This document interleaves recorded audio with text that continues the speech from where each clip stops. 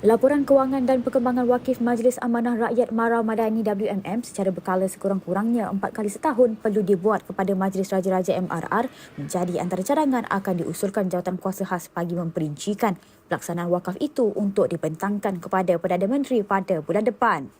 Langkah itu wajar susulan Yang di-Pertuan Agong Sultan Ibrahim adalah penaung kepada WMM ini, sekaligus usaha itu membuktikan kutipan dana wakaf daripada orang ramai digunakan sebaiknya bagi membantu Bumi Putera tanpa sebarang penyelewengan.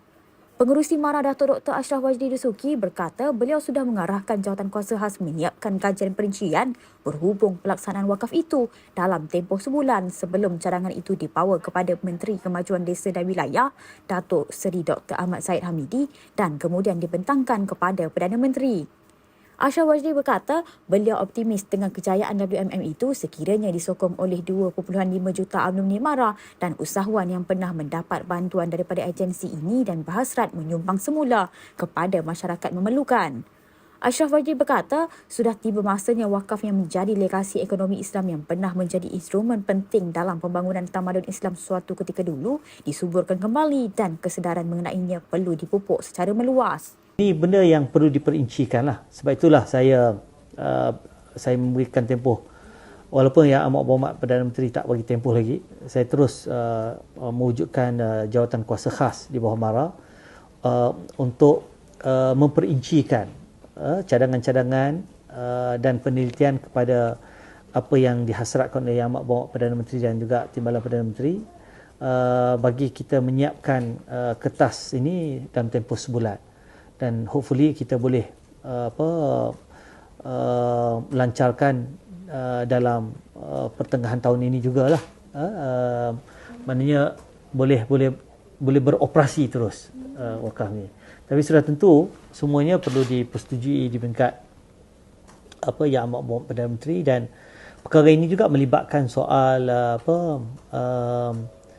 perkenan ke bawah Yang Pertuan Agong untuk melihat sejauh mana kertas cadangan awal ini diperkenankan oleh baginda, dan saya juga dalam tu mencadangkan supaya laporan berkala juga dibuat kepada Majlis Raja-Raja. Satu tambahan nilai tambah kepada soal tata kelola wakaf ini yang boleh memberikan kepercayaan dan keyakinan orang ramai untuk berinfak. Dua perkara paling utama, iaitu soal tadbir urus dan juga soal ketelusan.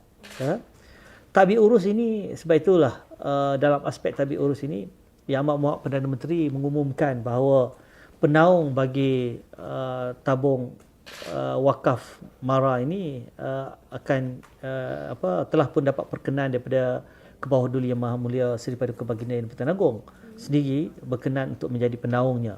Dan sudah tentu lembaga pemegang amanah itu kelak mestilah terdiri pada mereka-mereka yang mempunyai kredibiliti, tokoh-tokoh yang diperakui oleh masyarakat sebagai tokoh-tokoh yang penuh berintegriti dan akan memastikan apa juga mandat yang diberikan dalam konteks wakaf ini dapat dilaksanakan. Yang kedua, dari segi ketulusan.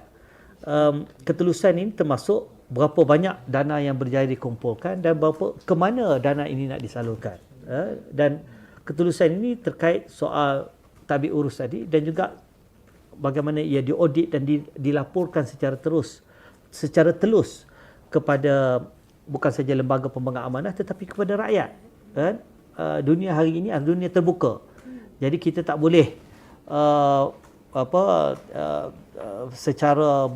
buat kerja tu secara senyap ataupun secara orang kata secara zuhud, tak boleh. Ini memang kita perlu telus dan kita perlu terbuka dari segi penglaporan kita. Bahkan antara perkara yang saya cadangkan supaya penglaporan ini bukan tunggu setahun sekali tetapi dibuat secara berkala, supaya masyarakat tahu bahawa wang yang disumbangkan dalam konteks wakaf ini dimanfaatkan secara optimum dan berimpak dan juga berkesan.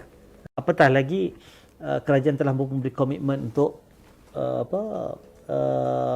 dana awal ini sebanyak 100 juta ringgit. dan ia akan diuruskan sudah tentu oleh MARA melalui pelaburan MARA, yang memang nak memastikan supaya nilai pokok itu tidak hilang. Itu yang paling penting sekali.